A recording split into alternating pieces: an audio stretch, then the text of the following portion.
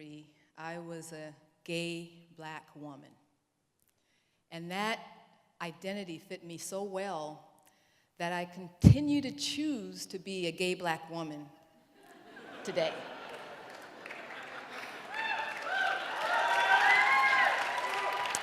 I was recently asked, what does inclusion mean to me? And I said that this, to me, means that you have a vested interest in connecting with someone.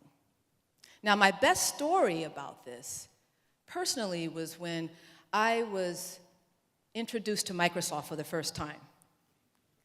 I was actually at Stanford University studying electrical engineering as a graduate student. I needed a job. Word on campus was that Microsoft was the most difficult interview. To me, as an electrical engineer, there was no way I was going to land this, and by far, no one that came to visit or on the marketing material looked like me. It was perfect for a practice interview. So I signed up, and I was one of the few selected to interview. It was not long before I realized that Microsoft did things differently. They had their interviews at a nearby hotel, the Sheraton. And when I was escorted to the waiting area for the interviewers, there was food.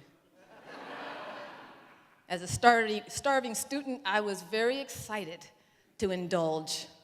And then there was this conversation between this other young white guy about Microsoft. But it felt more like a conversation, getting to know each other. I was very surprised in the next couple of days when I got a call from Microsoft asking me to fly to Seattle to interview on the Redmond campus. After confirming and reconfirming that they had the right person, I said, can I bring my girlfriend and explore the city after the interview? And they said yes. So we flew on a Wednesday. Interview started at 9 a.m. on Thursday. My girlfriend and I had plans that afternoon, starting Thursday afternoon. And I'll be damned if we didn't interview for 12 and a half hours. I was pissed. But there were a couple of things that I observed during the interview that really had an effect on me. One was I went through every single interview telling the person I don't code. I thought this would shorten the interview. I thought they won't ask me to go to the whiteboard. But they did something interesting. They asked me questions to see, how do I approach a problem? How do I think it through? How do I break it down? How do I ask questions? They got to know me a little better. As I went through each interview, there were a couple of offices that I noticed the same, what looked to be the same radio. At the third radio, I had to ask the guy, I know you have an interview for me, but can I ask you a question? He said, sure. I said, that radio, it looks like the same one I saw in two other offices. Was there a sale? And he said, no, we were gifted these when we shipped the last version of Excel. I said, wow, they really know how to treat their employees. I got a little more interested in Microsoft. But he was observing that I was very observant. I was exhausted. I got back to the room, tried to explain to my girlfriend why I was so late. And as I was putting my onesie on to get into bed, I'll be damned if the phone didn't ring.